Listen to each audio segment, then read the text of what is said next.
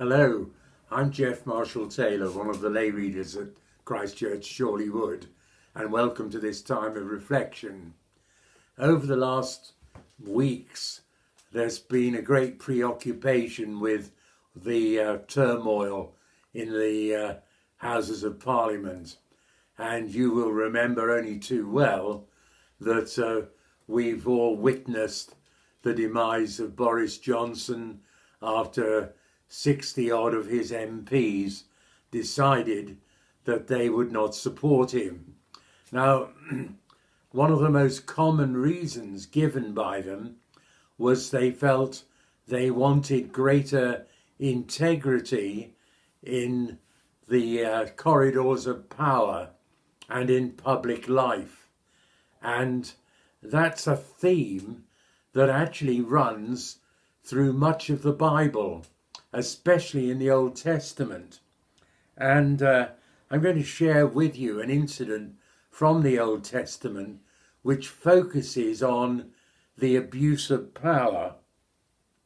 The Bible is very clear that God's standards are high for those in public life. The care of the people, the care of the poor, the care of the needy, all those things are key. Well, the story that I'm going to mention that highlights this theme, I remember upset me as a youngster. I was upset by its injustice. And it's the story of Naboth's vineyard. It's in 1 Kings chapter 21. Now, Naboth was somebody who lived in the city of Jezreel.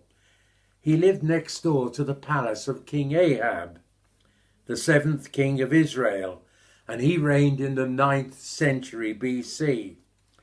His wife was Queen Jezebel, whose name has become really synonymous with people who are a nasty piece of work. Anyway, the vineyard that Naboth owned had belonged to his family, it says, for generations. He said it was his inheritance, the inheritance of his ancestors. But King Ahab wanted that vineyard. He wanted it for himself, and he wanted it so that he could grub up the vines and plant vegetables there for himself. Well, Naboth, when the king asked him for it, said no. Imagine that, saying no to your king.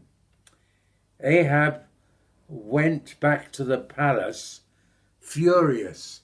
It says he was sullen and angry. Well, he lay on his bed and he refused to eat. And he had a right sulk, as my Yorkshire mother-in-law would say. In comes Queen Jezebel, and she's come to see what Ahab's up to. And he explains how Naboth has refused to sell him the vineyard. Jezebel really went for her husband. But you're the king of Israel, she said. Get up and eat, cheer up. I'll get you the vineyard. She then hatched a cruel plot. Using Ahab's royal seal, she sent letters to dignitaries inviting them to a special banquet. And she also planted among the guests 2 men who were going to stand up and perjure themselves by saying things against Ahab. During the evening, that's exactly what they did. They stood up and declared that Naboth had publicly cursed both the king and God. People were outraged. Naboth was dragged outside and stoned to death. As soon as Jezebel heard that Naboth was dead, she said to her husband, "Go, take possession of the vineyard. So Ahab got up and went to the property to establish his ownership of it. Well, our sense of outrage is palpable at this appalling, self-serving, vindictive, cruel act.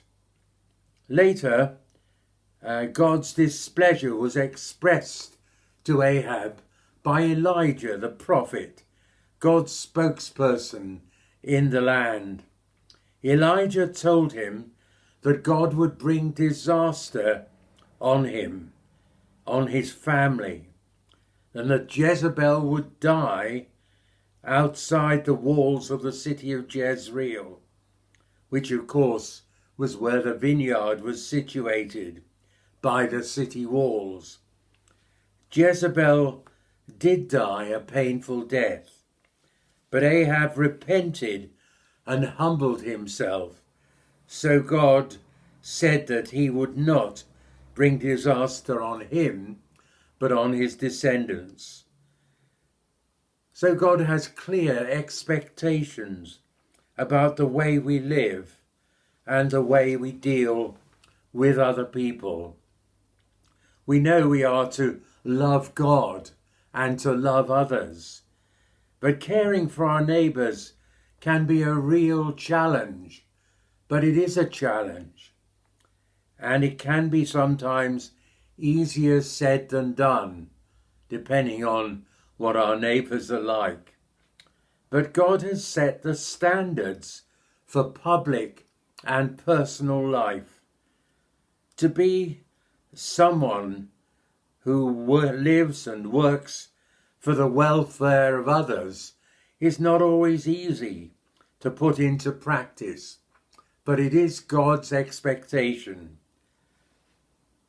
St. James's Piccadilly is a church that often has significant visitors, and once when I was with the BBC I did a commentary there because we were visited by no less a person than Mother Teresa, and we were filming her visit and the service that happened on that day.